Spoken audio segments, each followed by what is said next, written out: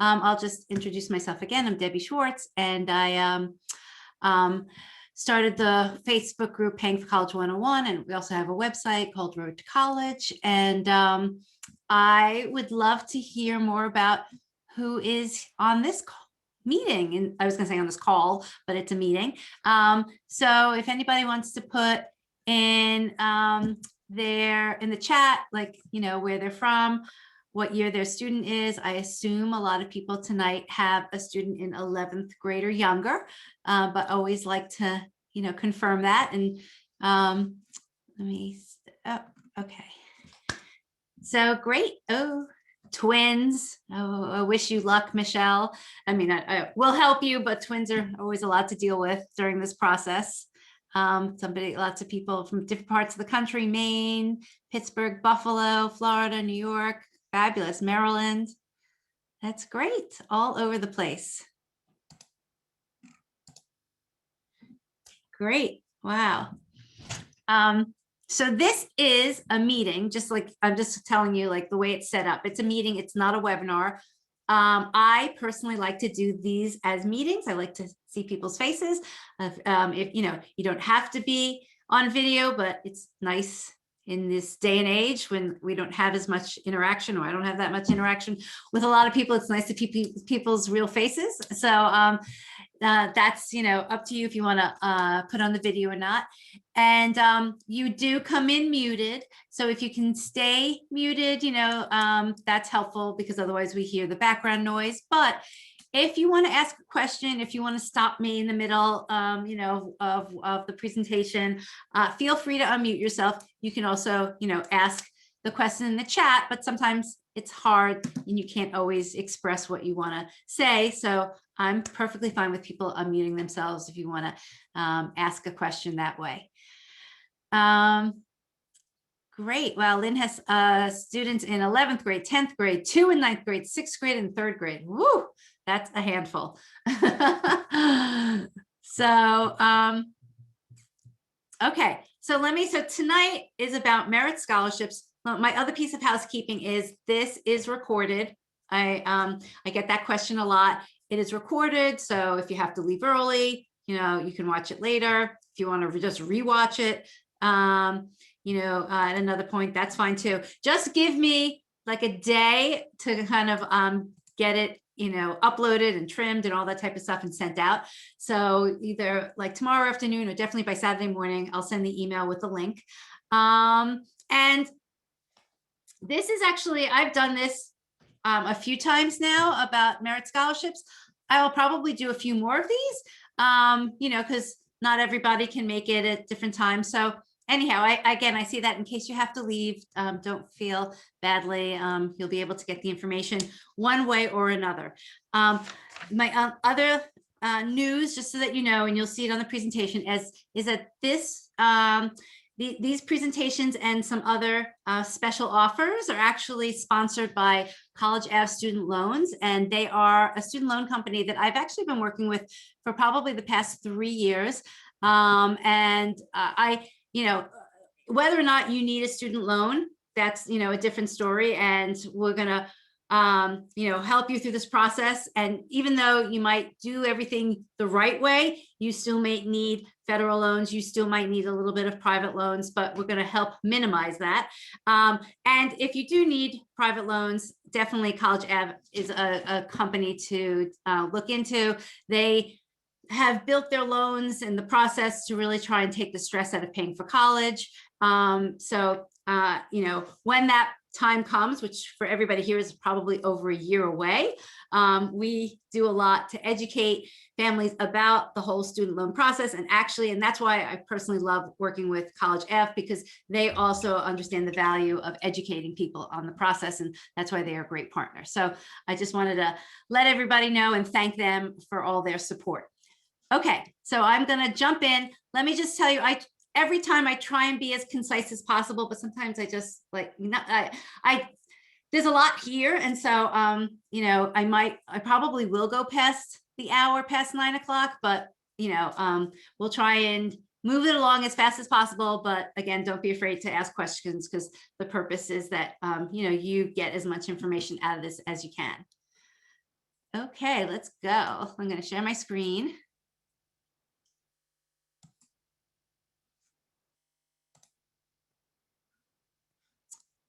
Let me just, sorry, moving stuff around. Can somebody just give me like the thumbs up? Let me know if you can see the screen. Okay, good. And just just putting my chat back on so I can see your questions. Okay, so we all know tonight's about college merit aid and how to find it. So let me just go back to this front page for a second. So I try as much as possible to specify the word college in front of merit aid.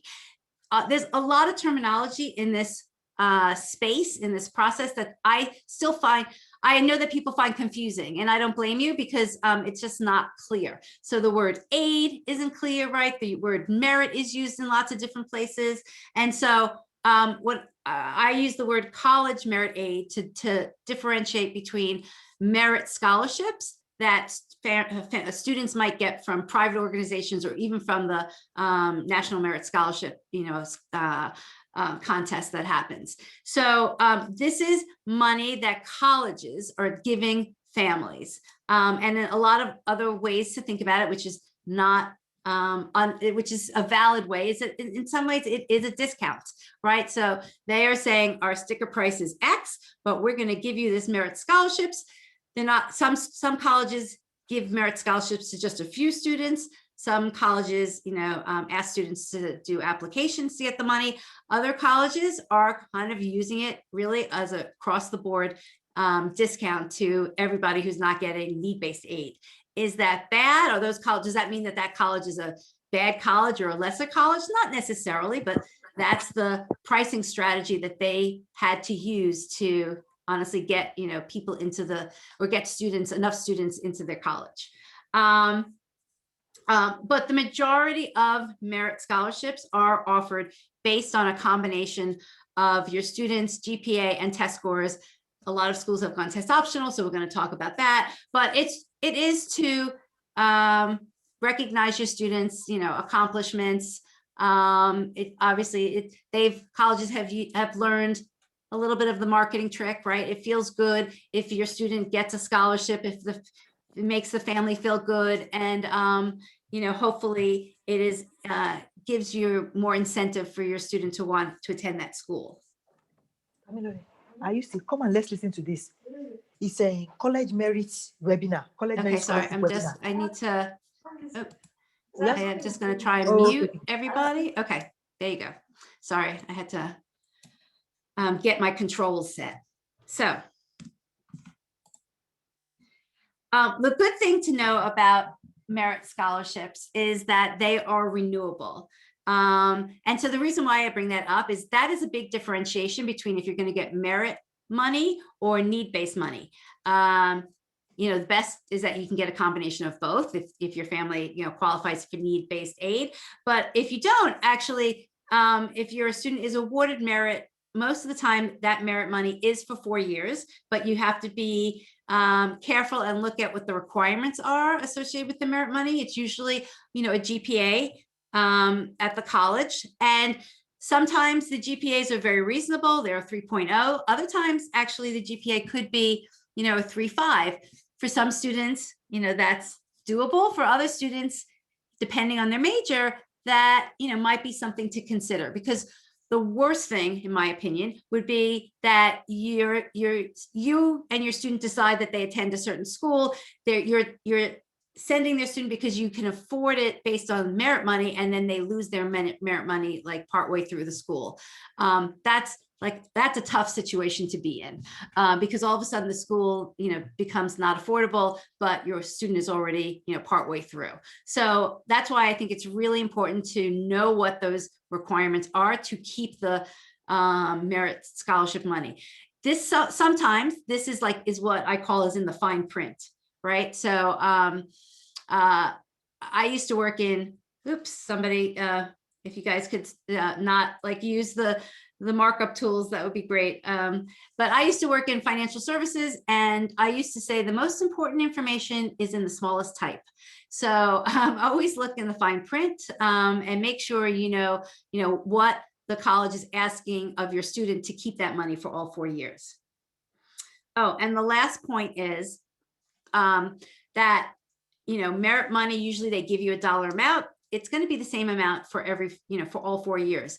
But unfortunately, but maybe in this year with the pandemic, but most schools do increase their tuition. I'm crossing my fingers. Maybe colleges won't this year as much because of the pandemic.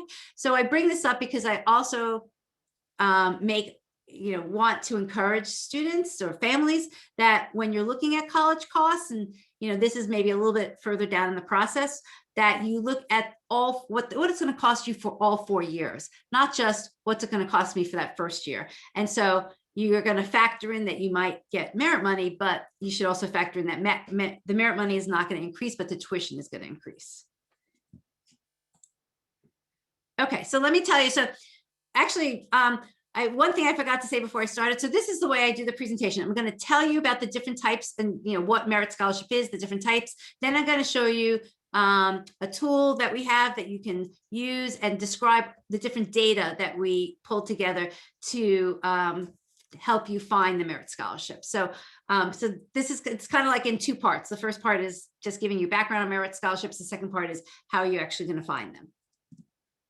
So there's 3 different types of merit scholarships there, and we're going to start with what I call automatic merit scholarship. And what that means is that if your student is applying to a certain school, that that school is going to look at every application that comes through, and they're going to consider that student for potential merit money. And usually what they have, like their kind of, what I call it, their background criteria, and it's a lot of the times it is based on the GPA and the ACT or SAT scores if your student's going to send them in.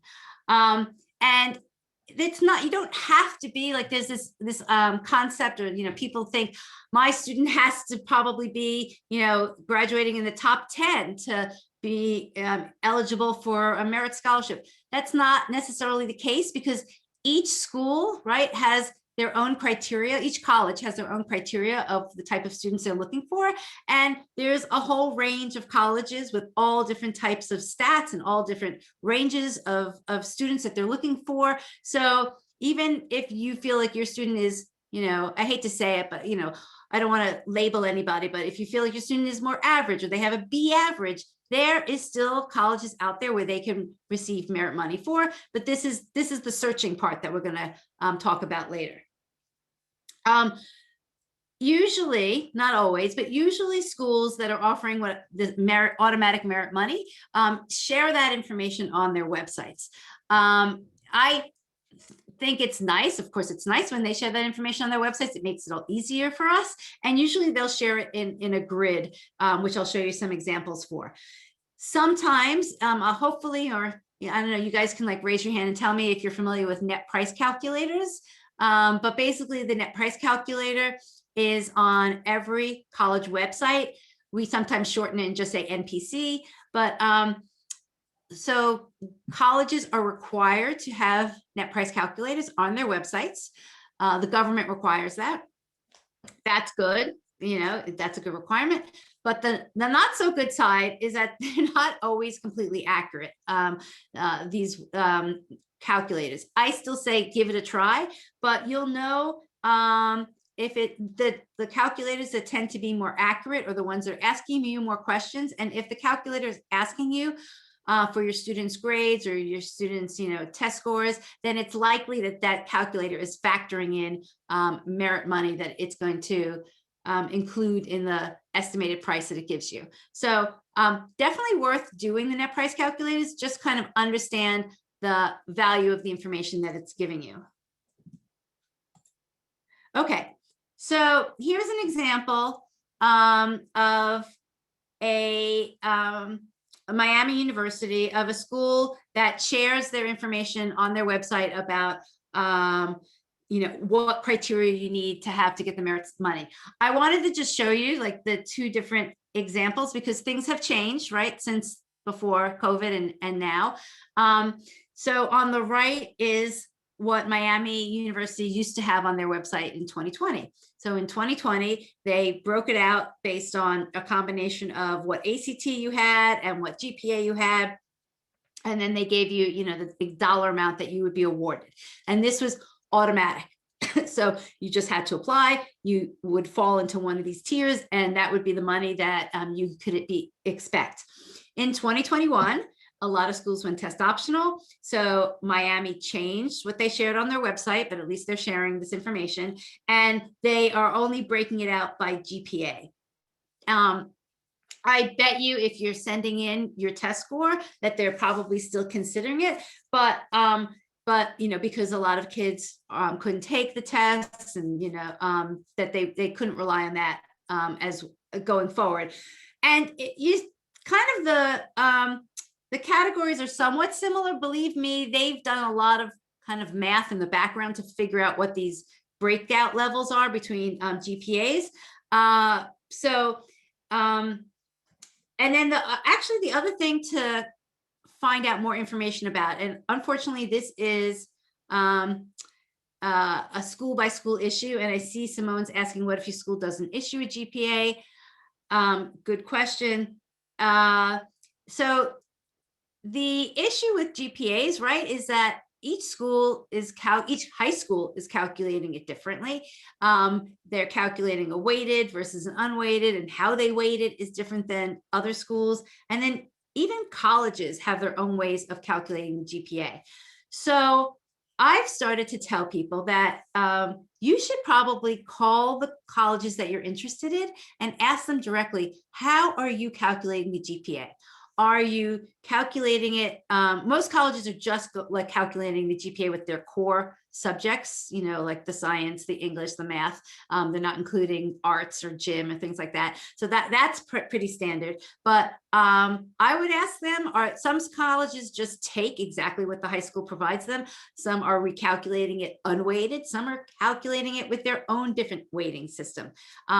This is not a good part of this whole process. This is kind of another level of complication, that there's no standardization about the way the colleges are doing this. So I've been pushing people to start to ask, because at this point, that's the only way you know, is asking the college. And I think it's actually a great question for your student to ask. So this is just like a really good, you know, icebreaker for your student to email the admissions rep at a college and just say, hey, I just want to understand, like, how do you calculate GPAs? And, you know, my high school does it this way, but I want to make sure that the number that I'm looking at, you know, is the way that you look at it.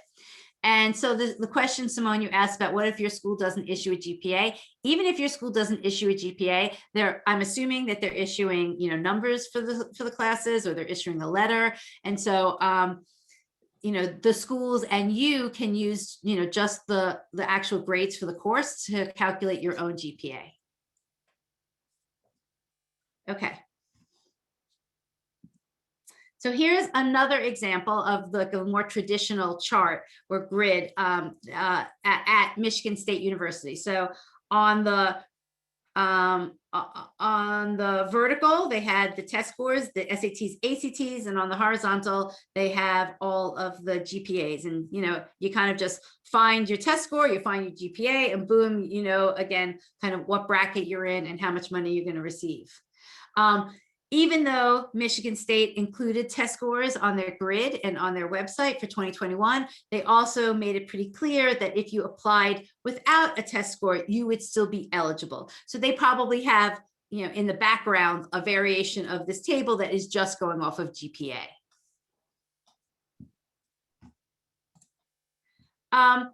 So the next type of merit scholarships is competitive merit scholarships. And so what this means is that the college is asking your student to usually fill out another application or fill out another essay that is going to be reviewed, and they have to go through a slightly different process to be reviewed and eligible for merit money, these types of colleges aren't looking at all their applications that they receive to see if everyone is potentially eligible. So what's important to know about competitive merit scholarship is that sometimes colleges have different deadlines for these scholarships. And so that's why it's important to kind of like start researching now and kind of getting all your deadlines in order. And I'll show you an example, and it's the I think I have it on the next one, but like University of Southern California, USC, their regular application deadline is January 1st. But if you want to be considered for merit scholarships, you have to apply by December 1st. So there's no ifs, ands, or buts. You know, if you miss the December 1st deadline, and you might have been eligible for a scholarship, they're not going to consider you for the scholarship. So it's really important to find out if the school has a different deadline to be for merit scholarships. And if they do, a lot of times it is, you know, before the regular decision deadline.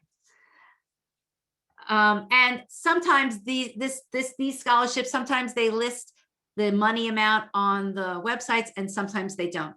But again, I say, and this is kind of going to be my mantra you hear a lot, ask. Have your student ask the school. Say to your student, you know, I'm not sure that, I want to make sure that I'm seeing everything on the website. Is this the page where you share information about your scholarships, or is there more information that I can find out about your scholarships? You know, this is a digging process. And so, you hope that everything is available on a website, but sometimes it's not. And the other unfortunate thing, and I don't know how much you guys follow me, but I actually have a son who's a high school student. So I have older kids. So besides going through this multiple times, I have just gone through this, or I'm still going through this with my high school son.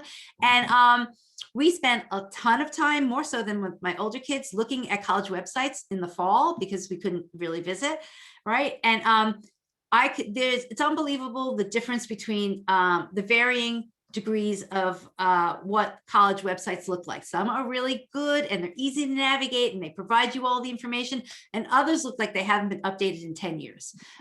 So, you know, if you can't find what you're looking for on the website, then again, don't be afraid. Have your student, or a few, but you know, it's a good practice for your student, have them call, have them email an admissions rep and ask for whatever information you're trying to find.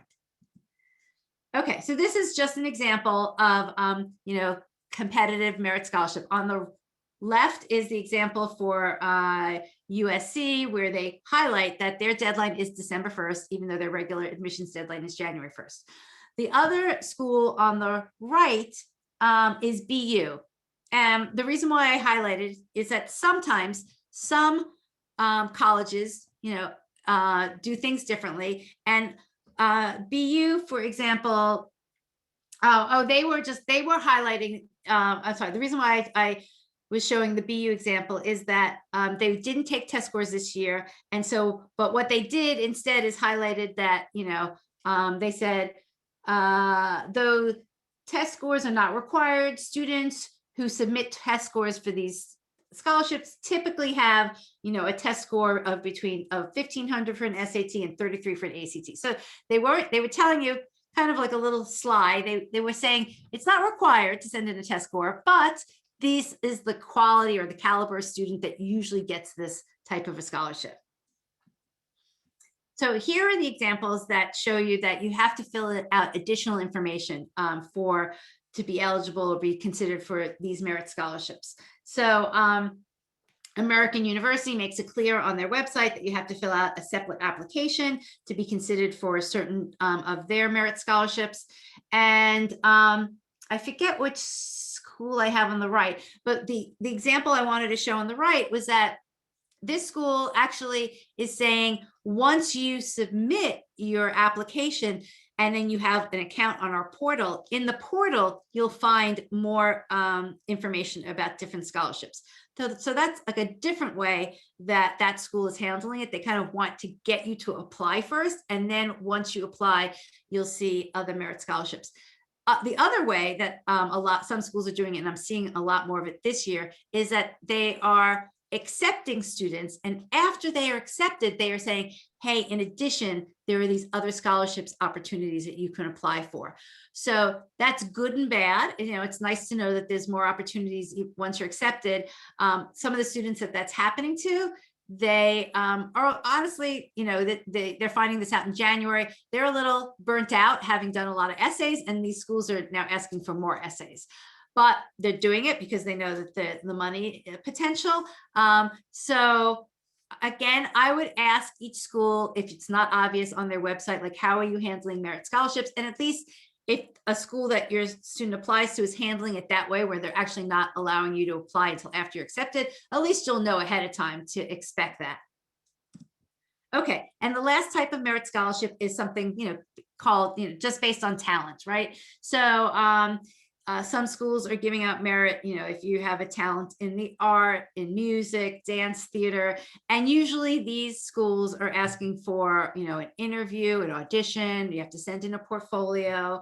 And even in, you know, the day of COVID and the pandemic, schools are still asking for that because they can review students with talent, you know, through Zoom, or, you know, obviously if it's a portfolio, they're going to look at it the same way they would have looked at it before the pandemic. So again, I just, say what's important here is to find out the correct criteria and to find out if there's any timeline differences. So a lot of times, and you can see from Muhlenberg, they're saying you need to schedule an audition or a time to get your portfolio reviewed. Again, they might want all of that done before a certain date. So you don't want to be caught, you know, not knowing what the date was or missing the date and then missing the opportunity. Okay, so let me take a quick one little break. And I'll look at some of the questions. So Simone's asking, do you think applying early decision or early action matters for merit scholarships? If, you know, there's no hard evidence, but I would say that it probably does. So if your student's applying, I would say it matters more if you're applying early decision. If your student's applying early decision, they're basically right. They're basically like raising their hand and saying, I'm really interested in this school. And I'm going to come regardless, because that's kind of what you're saying in early decision. So they may give you merit scholarships, but they may not give you as much as if you had applied regular. We don't have hard facts on this because, you know, we don't have everybody's offers, but we've heard it enough that is a likelihood that happens. So applying early decision is a big decision, and you got to decide that you know, that you can afford it before you can apply, because you can't rely on necessarily getting the merit money that you think you might get. You have to be prepared to pay whatever the net price calculator tells you it might cost you. So in terms of early action, I think it's different. I don't really believe that early action has a big impact on merit scholarships. In fact, I would say, so seeing this year that students who got in early action were offered very good merit dollar amounts, and they were probably offered more merit dollar amounts than students who are going to get in regular decision.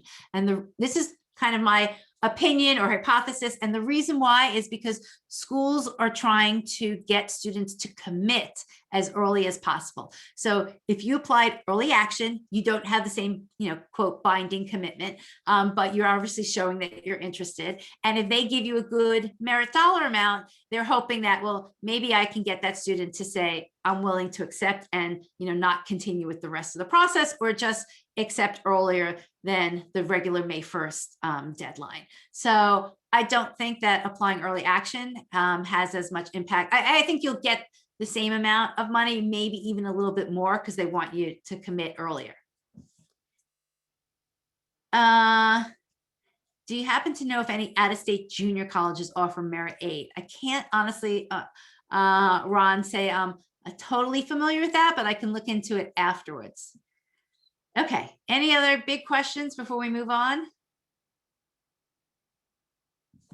Okay, but you guys, so you can continue to put questions in the chat. So what I wanted to share here is we tend to think of, admissions and admissions officers and the dean of admissions, and that's truly their titles. But another way to look at admissions is it is a term called enrollment management. And the reason why I bring it up is because it's kind of just looking at the way that they do business. It's kind of good to always see both sides of the process, right? Parents and students, we're on one side, but the college, is on the other side, and they're doing what they do for a reason.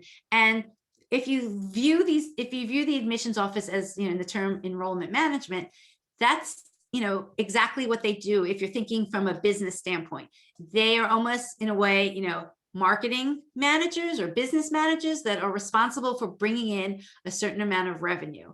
And that's, so they have a fixed asset, which is their campus and their dorms and the school, the classrooms, and they have to maximize the number of students that they can bring in, and really maximize. Actually, they have a limit on the number of students they can bring in because of the facilities, but they need to maximize the revenue that they can bring in by the mix of students that they accept. So it's good to kind of look at, that this is somewhat, as a business, right? And in addition to looking at it from a business standpoint, these colleges are also working behind the scenes with other companies.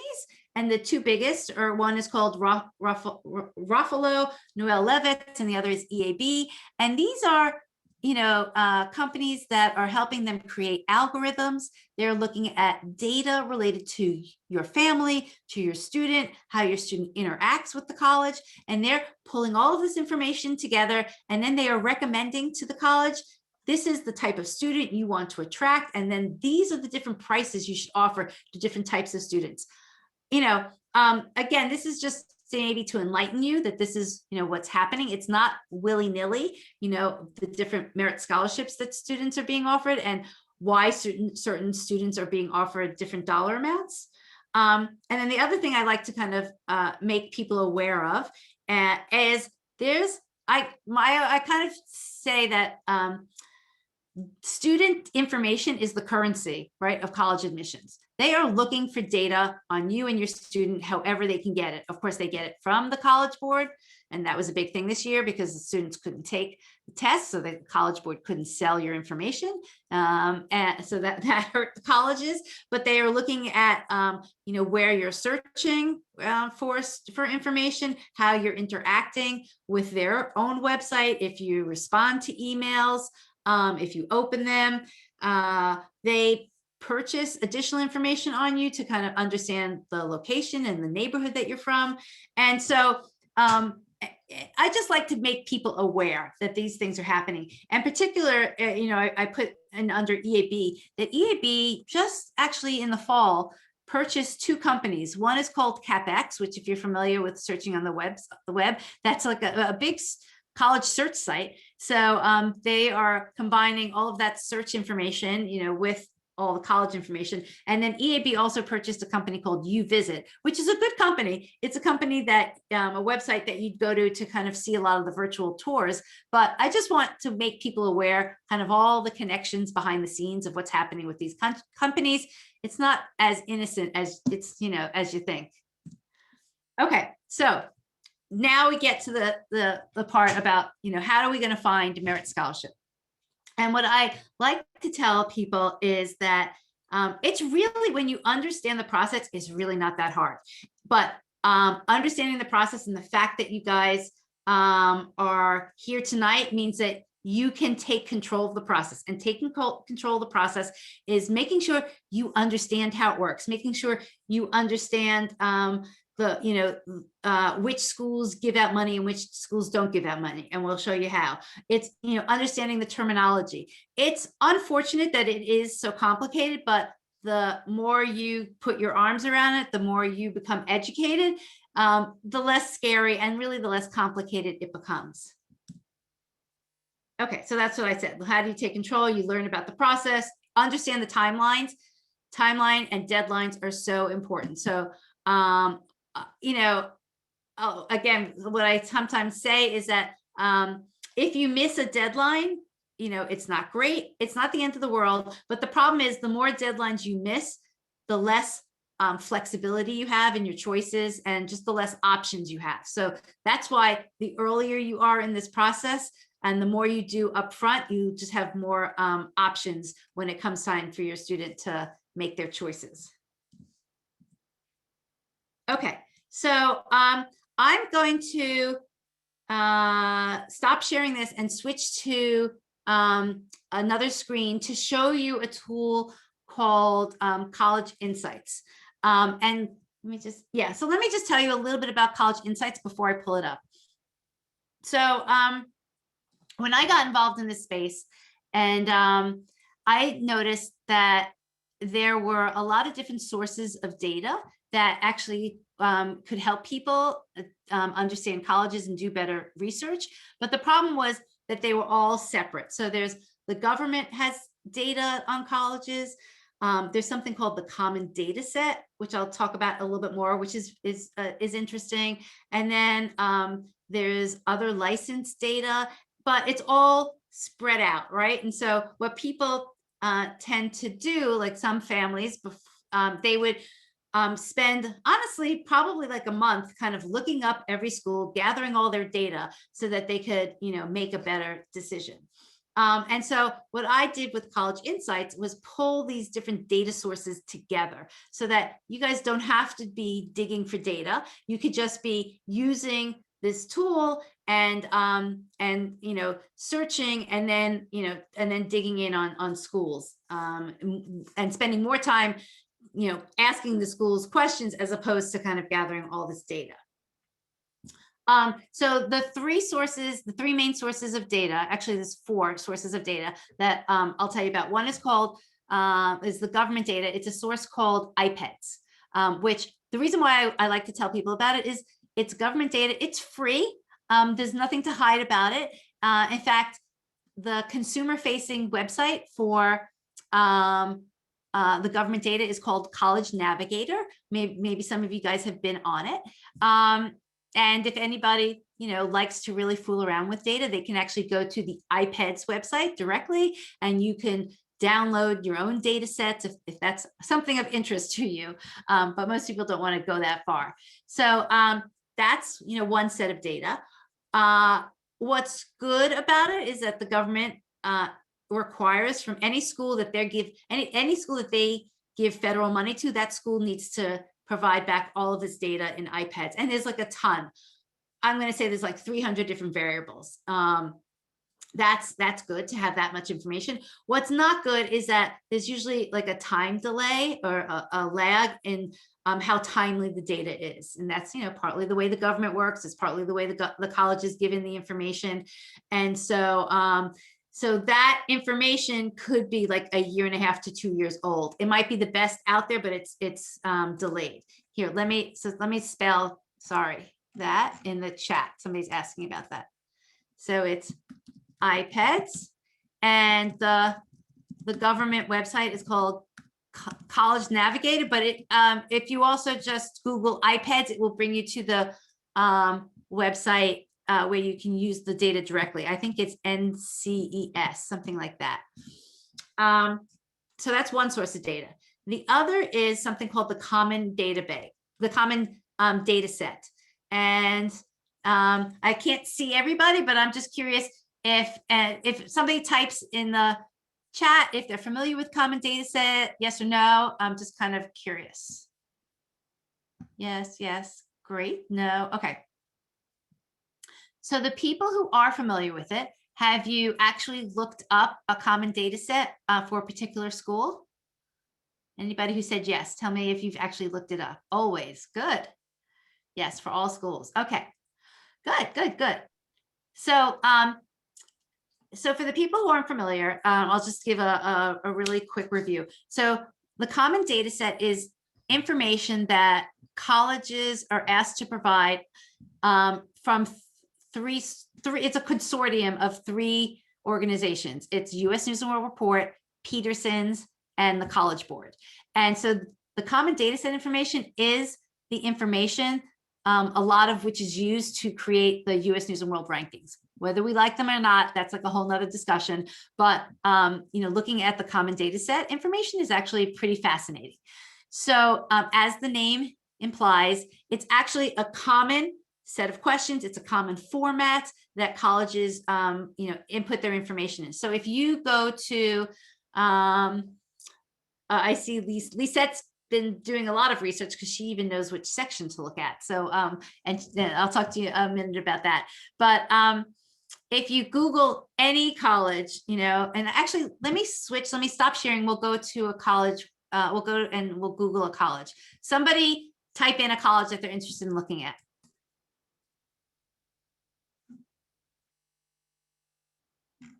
Let's see. Okay, we're going to do Pomona. Let me pull this up.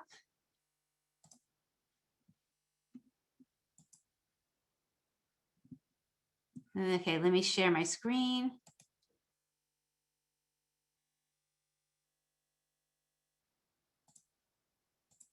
Okay, I think this is just the Zoom here, but now I'm going to type in here Pomona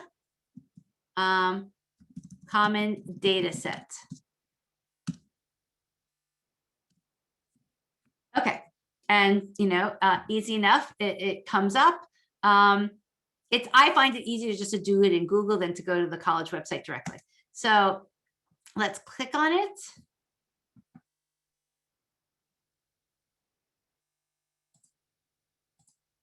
And okay, good. So they have their 2020 to 2021 common data set ready. So let's click on that. And you can see most colleges kind of give you a history of all of their common data sets, usually back for like 10 years.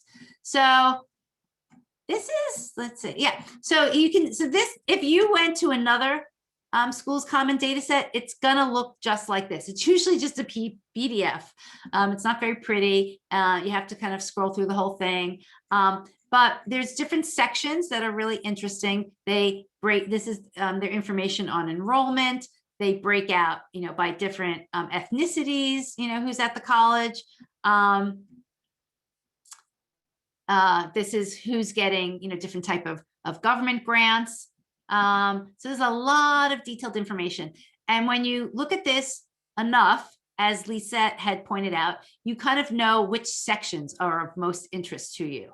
So I find that, this admission section is interesting because it's going to tell you how many students applied, how many students were accepted early admission, what's the breakout of male versus female, so that's all buried in here.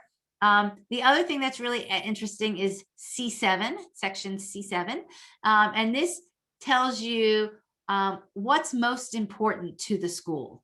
So if you ever hear this, people say, well, rigor and GPA is more important than SATs. And this is where they get this information from. So Pomona is a selective school, right? So everything's going to be important to them, which is okay. This is their prerogative. So Pomona is saying that the rigor of the class selection is very important. The class rank is important, the GPA. But interesting, they kind of, because this is test optional now, they've moved standardized tests to just they're considering them. So they're not making them as important as all the other criteria.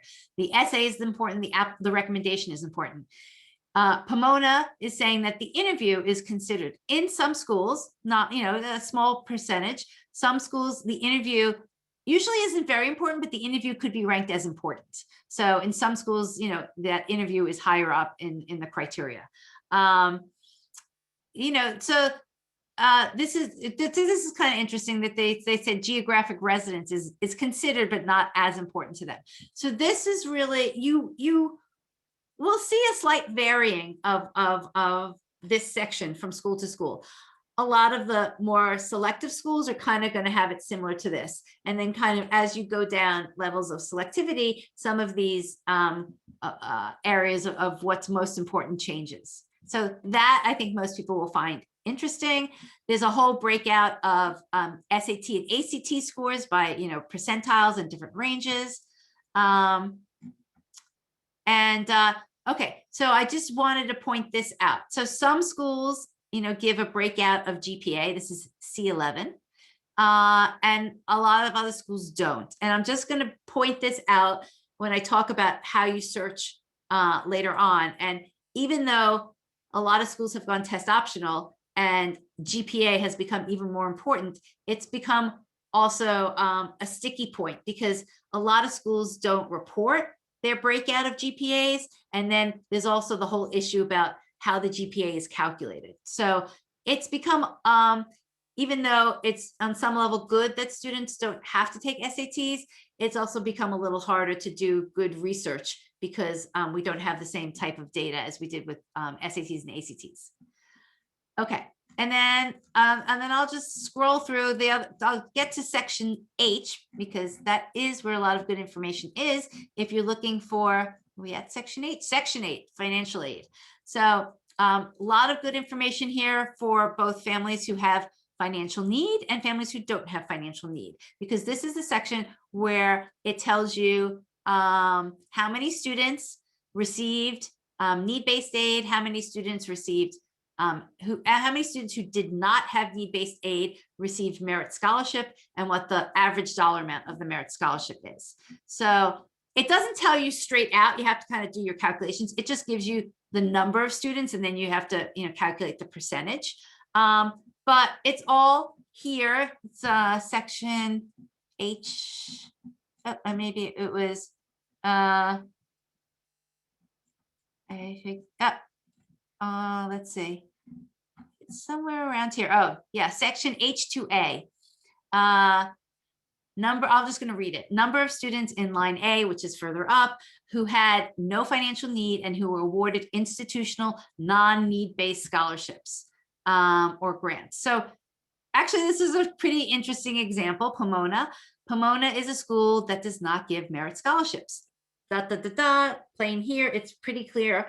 You can see all the zeros in this section. So this is a school that is giving out their money primarily based on financial need and not based on merit. So, and that's plain and simple and clear as day, right, by looking at section H2A. So if you were a family that absolutely needed, or you were looking for schools that give merit money, you could apply to Pomona, but you should be, you should know ahead of time that not to expect any merit scholarships. And if you were a family that had financial need, this might be, a school that you would consider, obviously, if your student had the stats, the GPA and test scores, and if this was the type of school your student was interested in, all that type of stuff. But this is the important things to know ahead of time, ahead of part of the college search process, part of your building of your college list. These are the clues that help you uncover what I say is the financial aid giving history of a college, right? What did they do in the past? Because they're likely to do that in the future. So that's common data sets. I think they're fascinating. I think they're great. I think you should Google them on any school that you're interested in. I would say, I'm going to say 95% of schools share this information publicly. There are a handful of schools that don't. They don't have to share this information publicly. And we're kind of digging into why these other schools don't. But if you can look at the schools common data set, I definitely would. But the thing that's hard about the common data set, so I just looked up an individual school. There aren't a lot of places that have this information all together. So you can't do what I call a reverse lookup. You can't necessarily say, I'm interested in this information about the common data set. Show me all the schools that match that. It just isn't available. So that's why I pulled common data set information together with government data. And then the last piece of data that I have is called what I call crowdsourced data. And it's actual college offers from families over the past 2 and 3 years. So let me switch now to another screen and I'll show you that.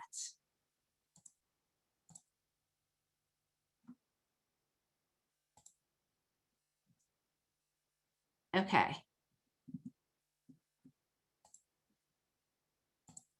So this is the Rhodes College website. I'm only showing you this so where you can find college insights, but I'll also put the URL out there too. So you click on College Insights, and then this is what it looks like. Let me just get the chat up again. So if you go to college, and if you guys want to do it with me, that's fine. But you know, if you just want to watch, that's fine too. Just putting the link in there. So this is, you know, just like a mini search site, but I'll walk you through it. But it's really geared to, there's a lot of data in here that's just not shared on other search websites. This is very much geared towards sharing with you what schools offer merit scholarships, what schools offer need-based aid, and to really just make it much easier to, you know, wade through all of the information that's out there. So Julie said, do I think merit scholarship is dependent on a student's major?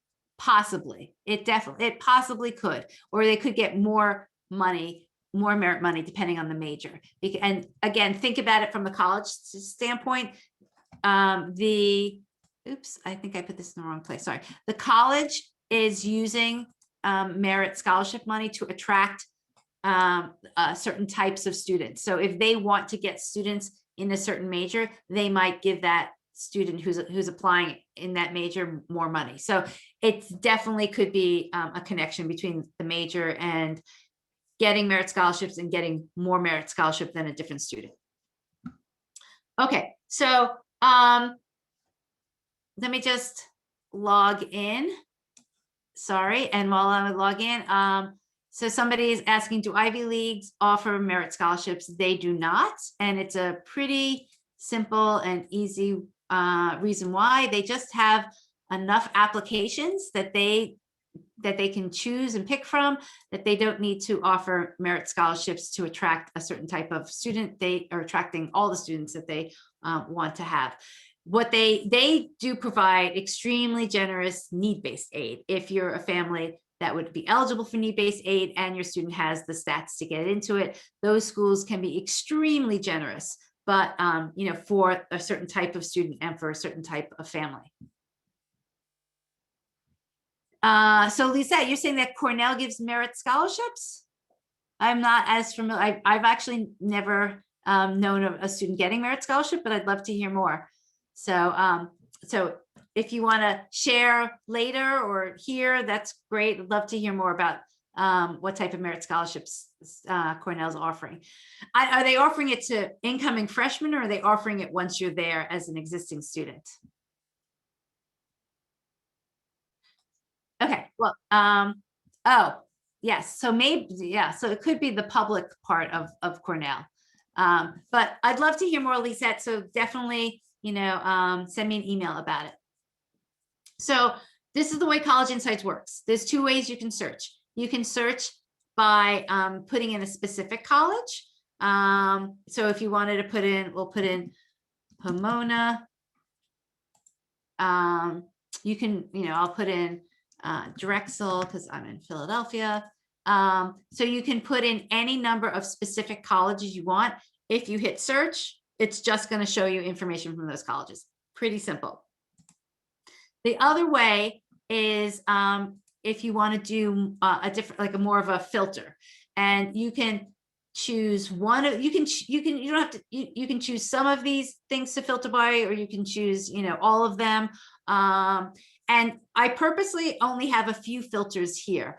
There's not filters related to, you know, lifestyle, like, you know, how's the food on campus, or do they have fraternities? That's honestly something I don't think at this point in the college search you should be filtering by. That's something you kind of look at after you've figured out, you know, is this the right college for us financially and academically for my student? So the reason why I only have a few filters is I do want people to kind of start on the wider side, like see the what the wide net is that you can cast of the different types of schools that could offer you student money. Because if you look wider, you might find a school that you A, never heard of, or B, never knew that they gave merit money. And if you filter too fast with some of the other filters that websites have out there, you will miss a school that you just would never know about. So that's why I like to start a little bit wider and then start to narrow in. So you can choose a school by major. You know, if there's a particular major, we can put in like, let's put in engineering. We'll just stick with general engineering. You can choose the location. So, and these different locations are honestly regions defined by the government, or you can pick specific states. So we can say, let's look at schools that have engineering in New England and also in the Midwest, and let's say California. So you can put it in any number of states and any combination of regions. Then you can narrow it down by school size. So, you know, it goes like up to the really large schools. If you, let's say your student's never going to go to a really large school, you want to keep them at like a school that's 10,000 and below, and maybe they're never going to go to the really small schools. So you want to, you know, at least have 2,000 students. So you can, you know, play with the range, and then you can include test scores or not. So the test score, if you choose a test score, then you can have it match it to where that test score is in the average range of the school or is in the top 75th percentile.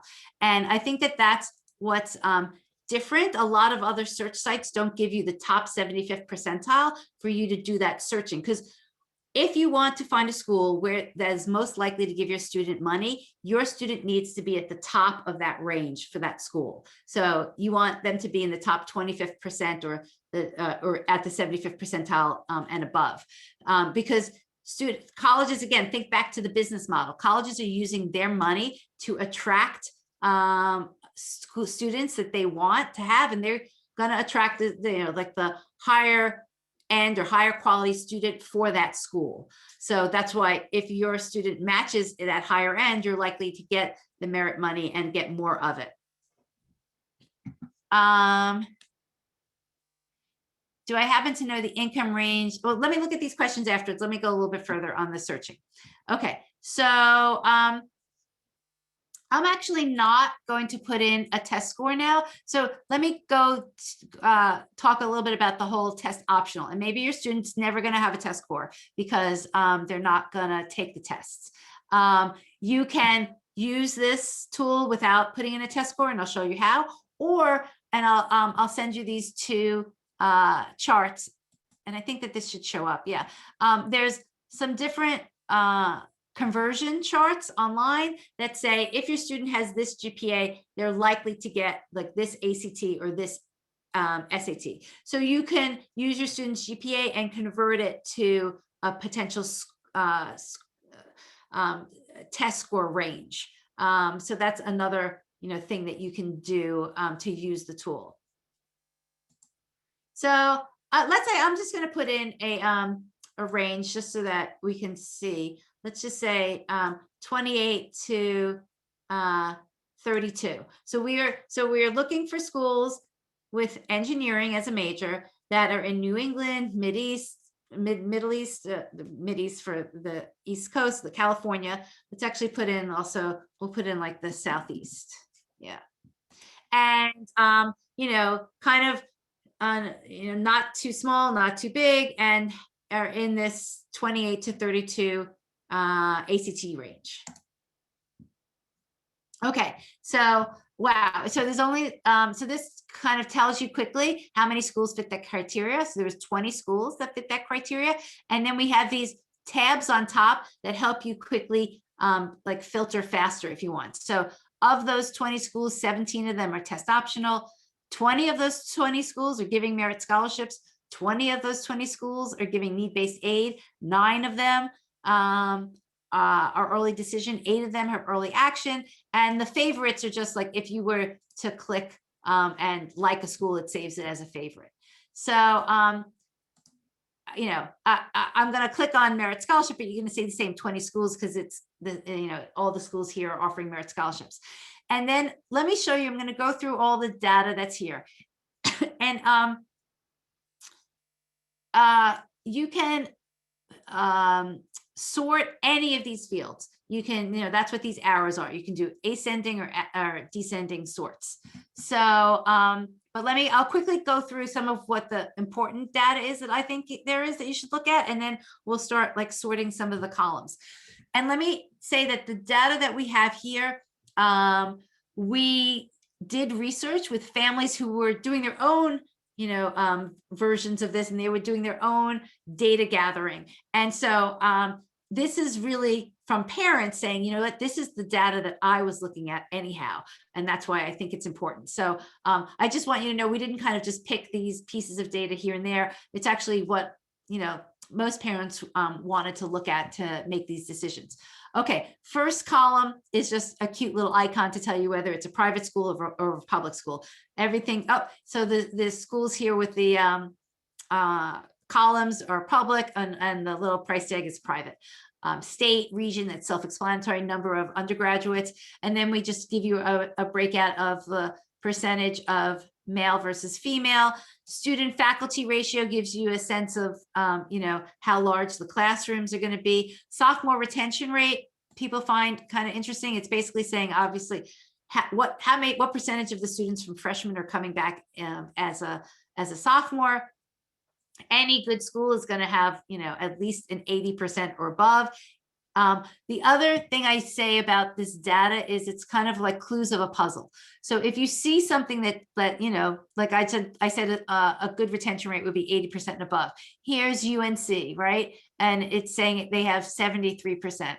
Yeah, maybe there's a reason for that. Maybe you know, they accept a certain number of students who I don't know, you know, like take a year off in between or something like that. So I would, you know, if something kind of piques your interest, I would use that again, either you or your student, to ask the admissions rep, you know, why is this happening? Can you give me some information about, you know, what might be happening with students not returning from freshman to sophomore year? 4-year graduation rate. You would think that is like basic information, right?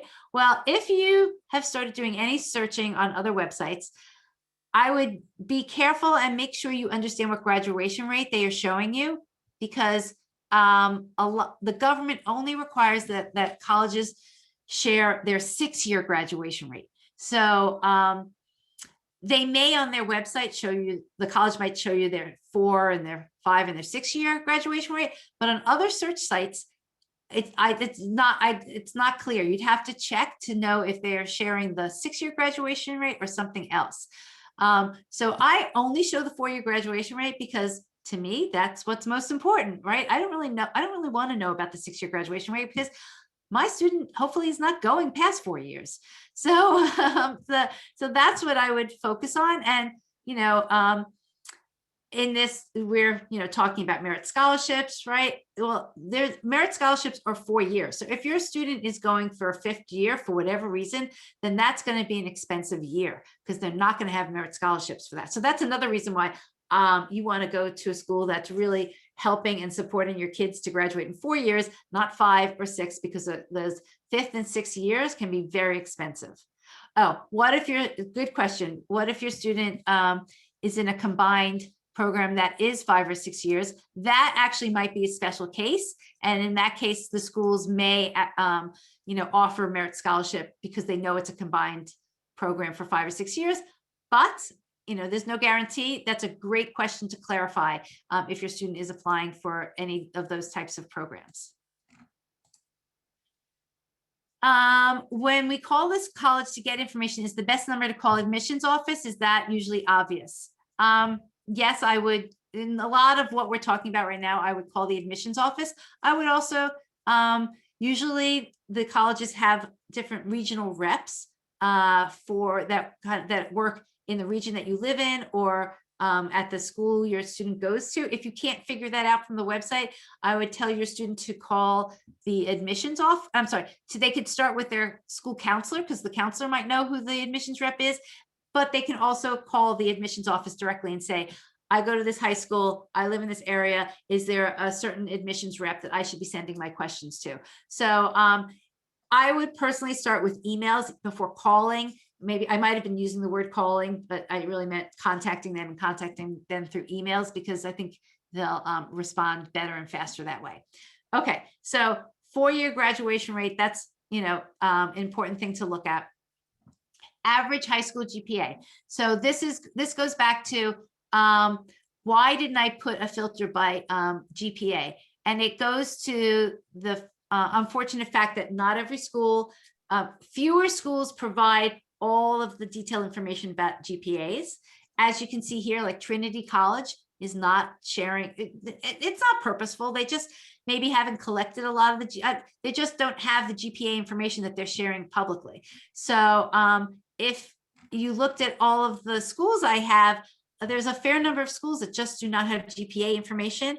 And if they do have it, I think it's uncertain about how they're actually calculating it. The information that is here is supposed to be on an unweighted. These are unweighted GPAs. I say supposed to because that's what the colleges say they send in. Let's cross our fingers that they do. Sometimes you might actually see again, like a GPA that just seems out of range for that type of school, and they may have made a mistake. But we have the information about whether schools are test optional. And then here's where we have the test score information. So there's average, that's the average SAT. So if you wanted to search and filter by average, that's fine. That would kind of give you a sense of that your student has a good chance of getting in it, but it's not going to give you an idea of whether they're going to get money. You really want your students' test scores to be in the top 75th percentile. So that's why we break this out. Somebody asked earlier, like, how is this different than Naviance? I have to say, I haven't seen Naviance in like a year or two. I'm not sure that they definitely have a search feature. I'm not sure the detail of the information that they provide. I haven't seen many places that break out the 75th percentile. I don't know why, but it's doable, but they just don't. I'd be curious if people have seen that in Naviance. So you can, this is again, if you wanted to, you can filter by the 75th percentile. You can, sort in either direction. You can see that if your student's interested in going to RPI, they have to have a pretty high SAT score to possibly get, merit money. And then we have the same breakout for ACTs, the average, and the 75th percentile. Okay, the next section is all about admission rates. And again, the comparison to Naviance, I don't know if Naviance breaks out this level of detail for admissions rates or not. But what we've done here is a lot of times you'll hear quoted, let's say RPI, their admission rate is 48%, right? But underneath that 48% are a few different layers that make up that 48%. So RPI has early decision. So their early decision admission rate is 65%. So obviously it's very clear. If you're applying early decision, you have a slightly better chance of being accepted than if you were applying regular decision. So, you at this point in the search process, or when you get to the point of deciding whether your student's going to apply early decision, it's definitely important to look at the difference between the overall regular admission rate and the early decision rate. So, so RPI, their early admission rate is 65%. And then you compare that to their regular decision rate, which is 46%. And the other interesting piece of information is what percent of their class is being filled early decision, right? RPI is filling a third of their class with early decision. It's actually not that bad. A lot of the elite schools are filling their class like 50%. So they're taking 50% of the students early decision. This is this is the college's decision about how they want to run things, but for you as like parent and the consumer, you need to know, what these numbers mean and kind of what's going on behind the scenes. So another school like Lafayette also actually is taking 52% of their class early decision. But compare that to Clarkson. Clarkson is accepting kids early decision, but they're only taking 14% of their class. So you can see there's a huge range, and you just need to look at these schools and understand what their admissions numbers are. Kind of, you need to understand the breakout, not just the total high number. Okay, the other information I'm going to skip to is these two sections. This is for need-based aid or merit aid. So Carol's asking, could the high ED admission rate is because those families can pay full tuition? Absolutely. It's kind of just like a known process that a lot of families who can pay in full and aren't necessarily looking for merit money are probably applying early decision because they're not going to be as concerned about what money they get back. So those colleges, if you're a full paced family and you're applying early decision and your student has the stats, it's likely you're going to get in because they want to secure the families who are going to pay in full. Can you apply to early decision to more than one school? No, you cannot. You have to pick one school. That's the that's the constraints around early decision.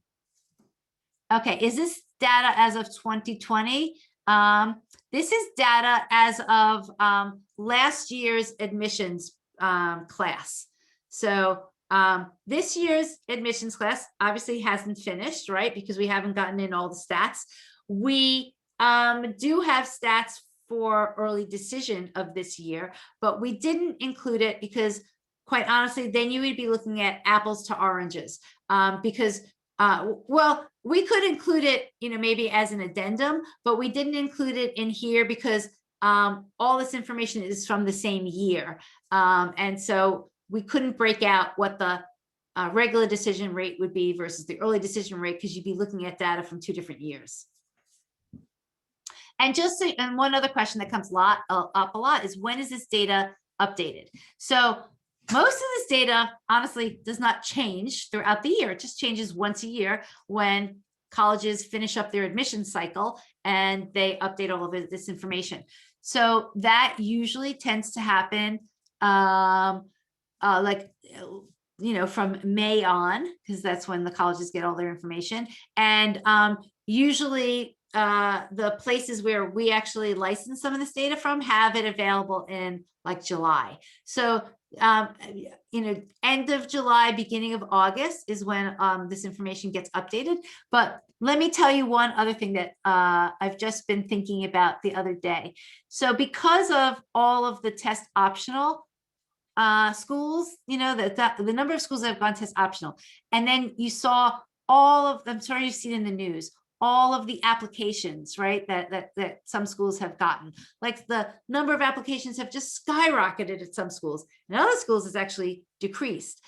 I am a little concerned that the data from this season is going to be skewed. And I'll tell you where it's going to be skewed. Obviously in the admissions rate, right? Because with all of these applications happening, most admissions rates are going to just plummet. I'm guessing, I don't know, last year, not that everybody is concerned about the elite schools, but just out of fun, if last year's Harvard's was 5%, I'm guessing maybe it'll be like 2% this year with the number of applications that they got. So I think the admission rates are going to be so different than they've been in the past, but the SAT ranges are also going to be skewed higher because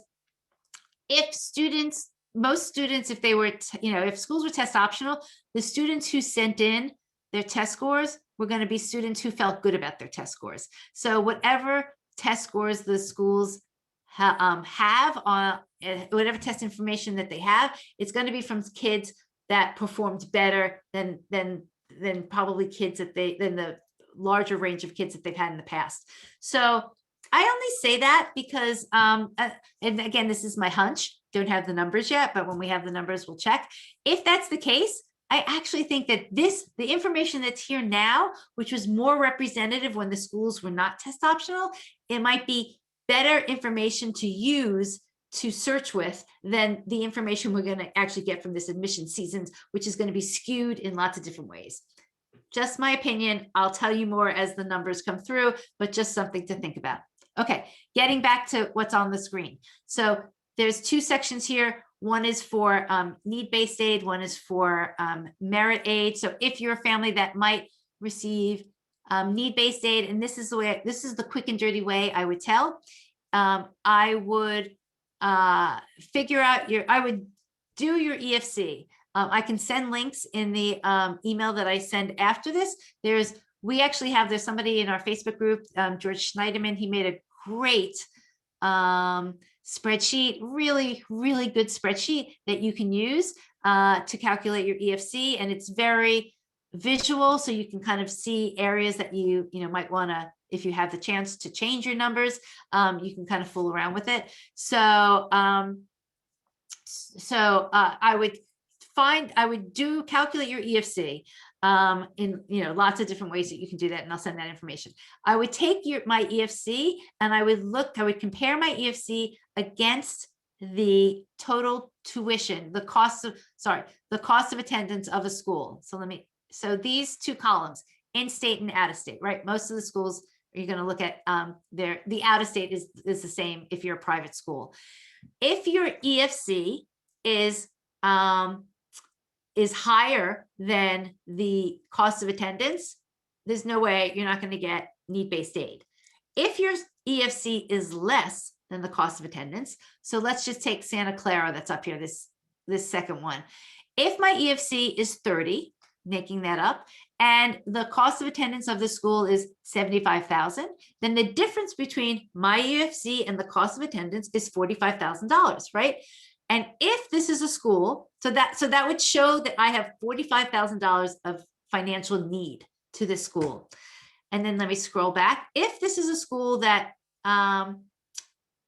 meets the family's need, then they're going to give me money. So if I look in this column, Santa Clara says that they will meet 77% of my financial need.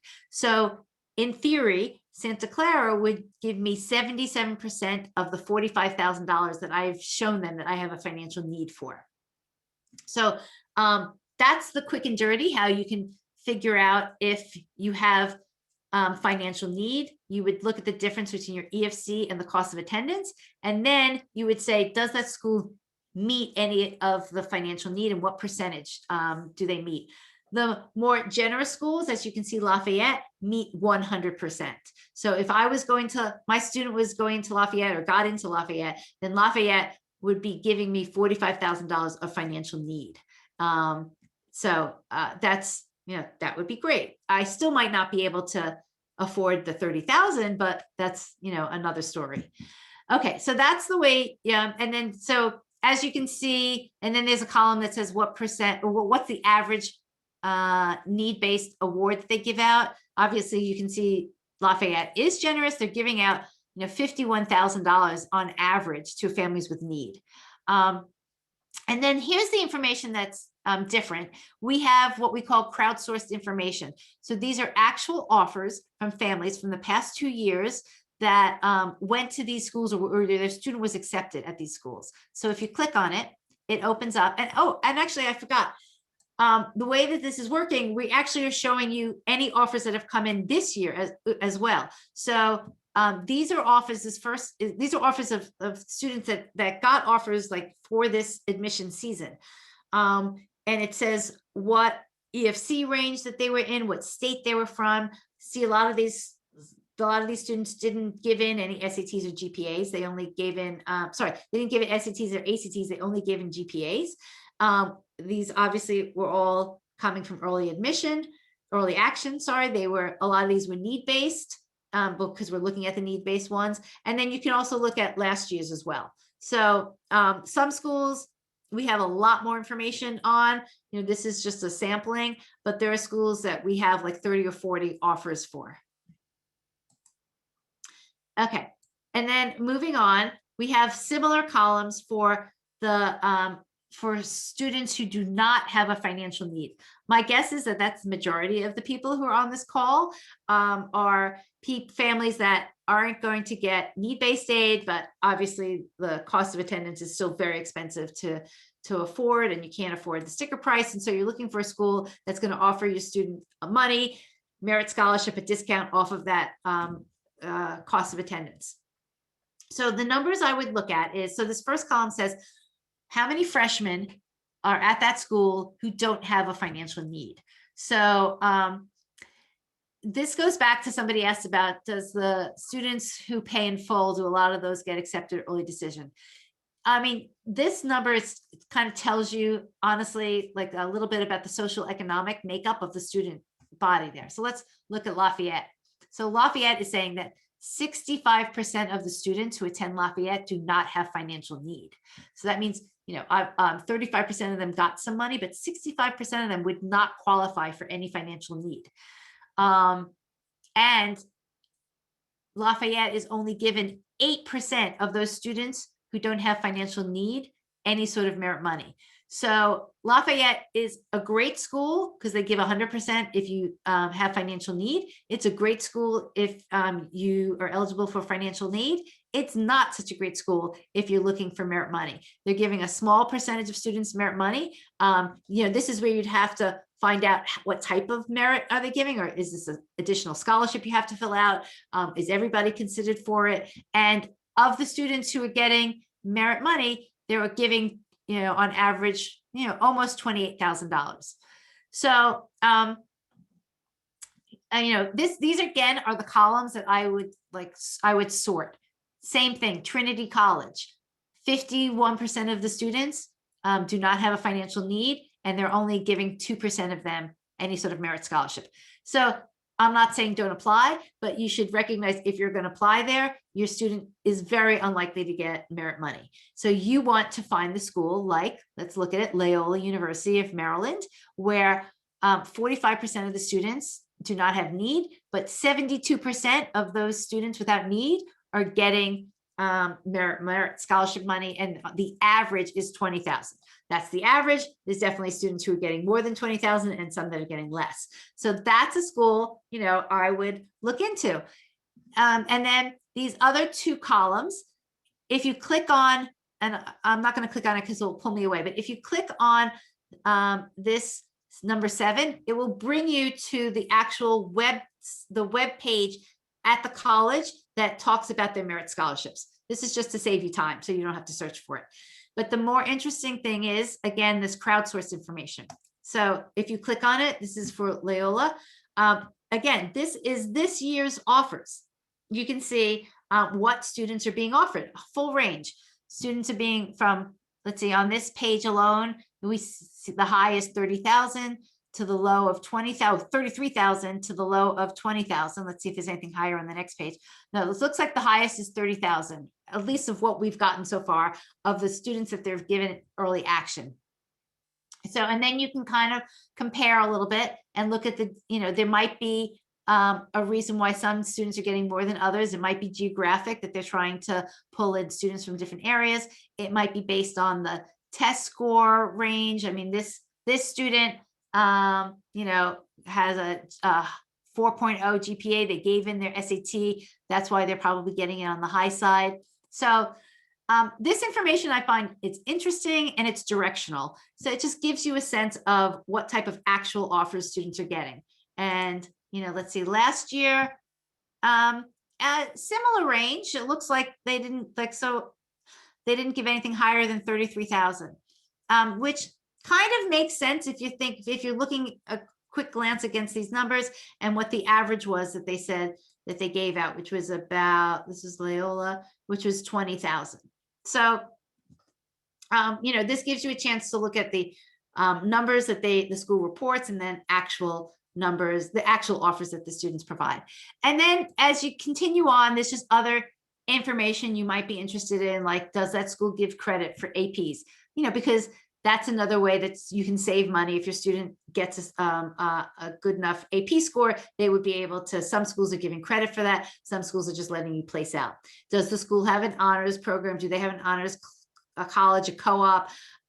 So these next two fields are probably helpful for a family that is divorced, because some divorced families might only want to look at schools that ask for the FAFSA, because there's you have a little bit of an advantage if one parent makes significantly less than another, and that student is living with that parent. So some people use this and say, I only want to look for schools that meet my criteria and that are only going to ask me for the FAFSA, and they're not going to ask me for the CSS profile. And then the rest of this information is related a little bit to, this is the government information that shows you the different breakout of income ranges. I would say if your income is 110,000 and below, this information is very accurate. If your income is above 110, then this information is not accurate at all, because the government doesn't capture all the FAFSAs from families that are make over 110, because a lot of them actually don't fill out the FAFSA. So that's the way I would use that information. And then there's information based that gives you a little bit peek into the types of debt that students might graduate from these different schools with.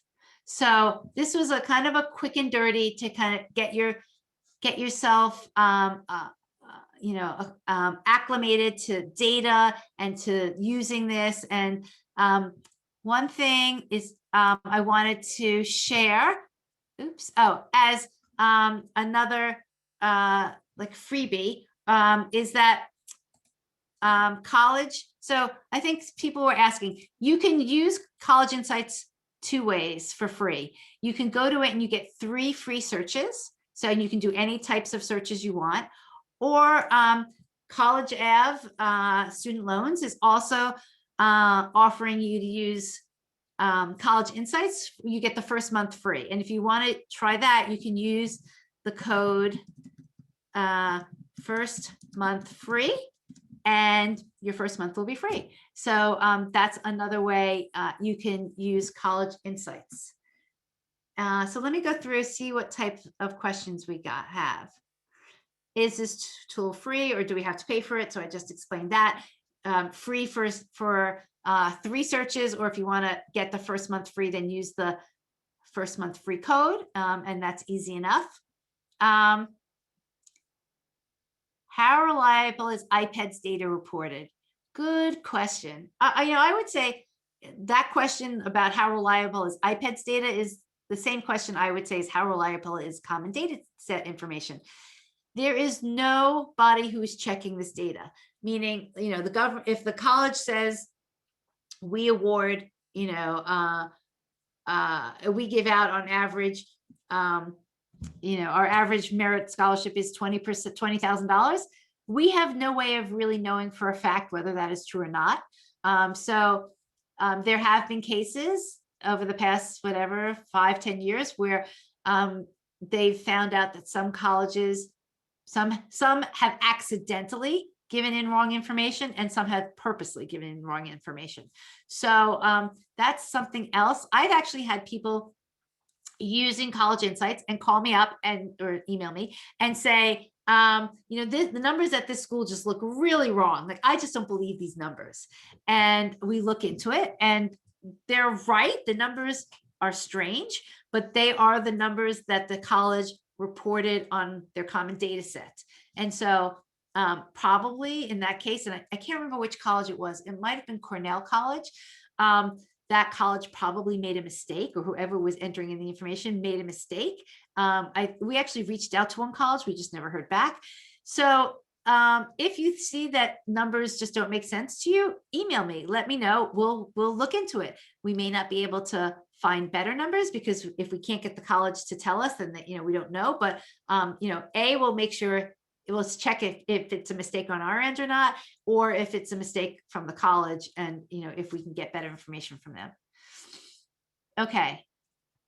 Is there an EFC calculator? There is. I'll send a link to that in the follow-up email.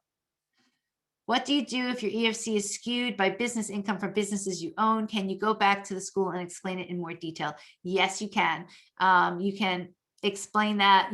Honestly, you would probably do your EFC You would send it in, you would see what your what they offered you, and then you would appeal and you would explain why the EFC doesn't accurately reflect your financial situation. So there is a way of explaining, you know, why the EFC isn't showing all the information that you want the college to know about. If it's really skewed, will you keep the data separate this coming year? Ellen, that's a great question. I have thought about that, and I am thinking of definitely doing that. So Ellen's referring to, if we think that the admissions data and the test score data that we're going to get for this current school year might be skewed. I was thinking the same thing of keeping this last year's data as a reference. So I think we're thinking the same way. And Ellen, oh, you had a question earlier that you emailed me that said, how do you find colleges that stack the merit scholarships? It's a really good question, and I wish I had a straight and easy answer for you. So the question, Ellen's asking about stacking, and what that means is that if a student gets a private scholarship, you know, that's outside of what the college is offering, sometimes they have to report it to the college. And actually, the college usually only reduces money that they give a student if it's need-based money, and if a student has earned outside private scholarships. So quite honestly, if you're a family who's not going to get need-based aid and you're only going to get merit scholarships, they usually do not reduce the merit scholarship. So they will stack private scholarships above merit scholarship. They just usually don't stack private scholarships above need-based money that they give out. Okay. Can this tool to teach, oh, Ted, I'm not sure I understand your question, if you want to go back and rewrite it. Okay, I think that I might have addressed a lot of these questions as I was going through. I'm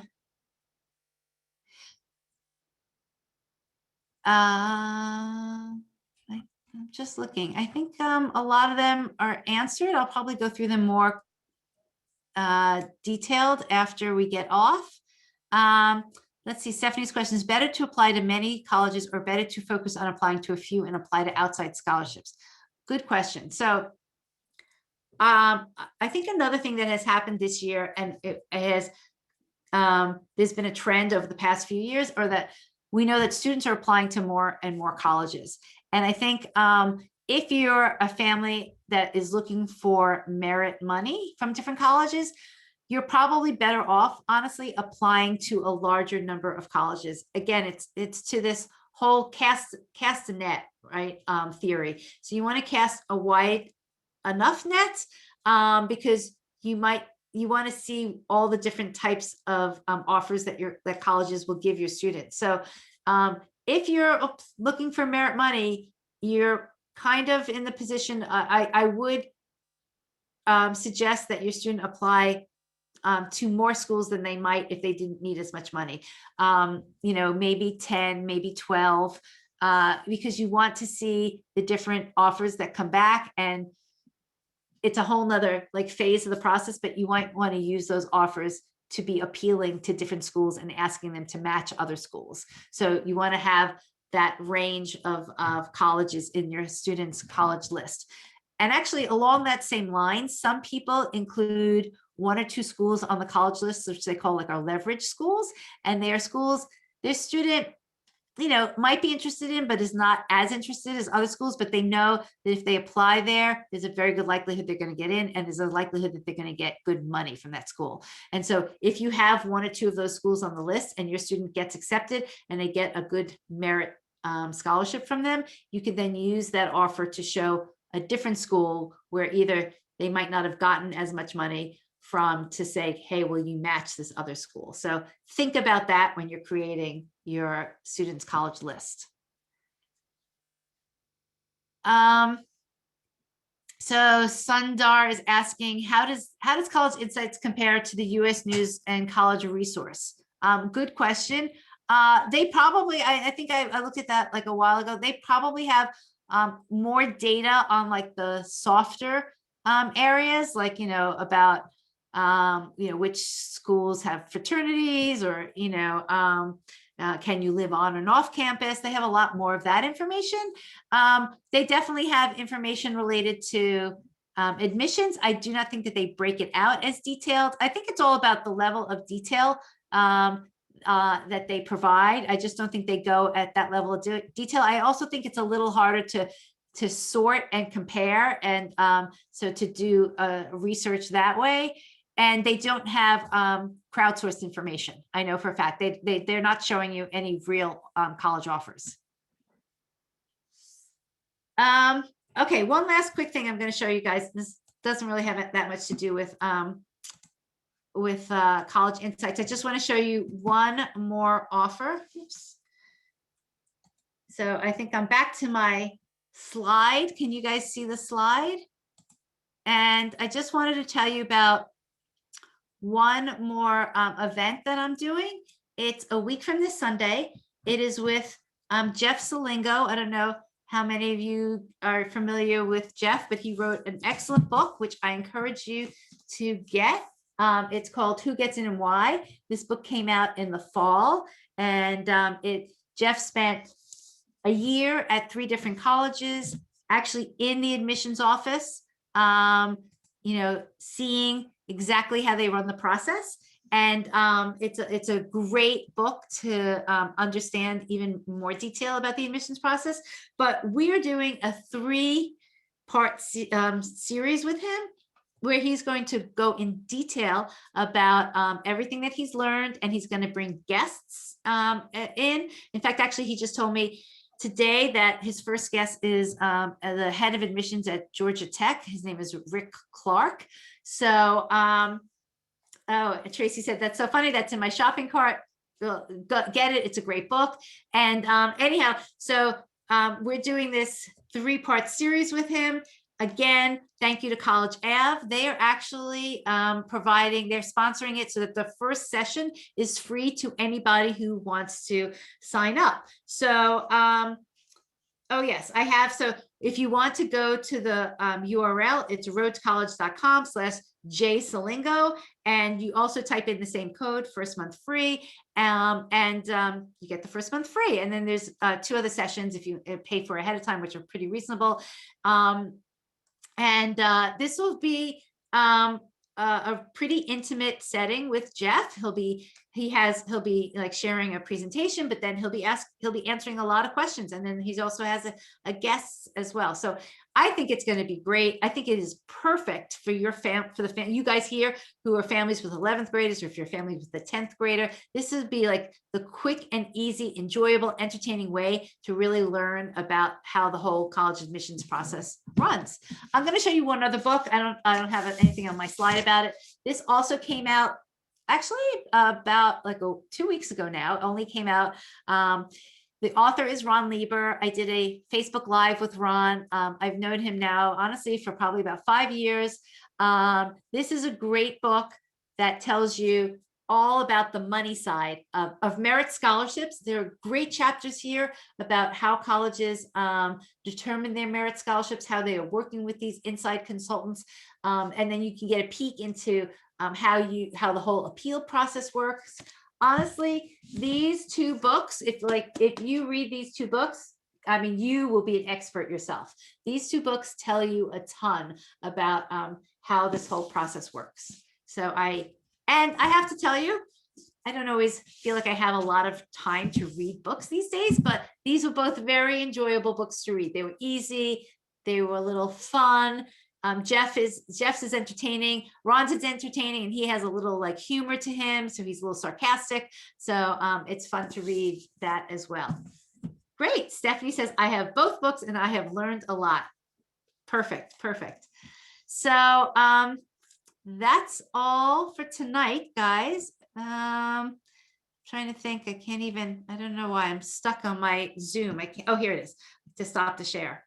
Okay. So sorry, I didn't get through this fast enough. We're like an hour and a half, but I so appreciate everybody who is still hanging on and you listen to the whole thing. So hope this was helpful, and look for my follow-up email probably tomorrow night or Saturday morning, and dig in, start researching, and send me questions. I'd love to hear what your questions are, and see if we can help. Okay, everybody, nice to see you. Talk to you soon. Take care. Bye.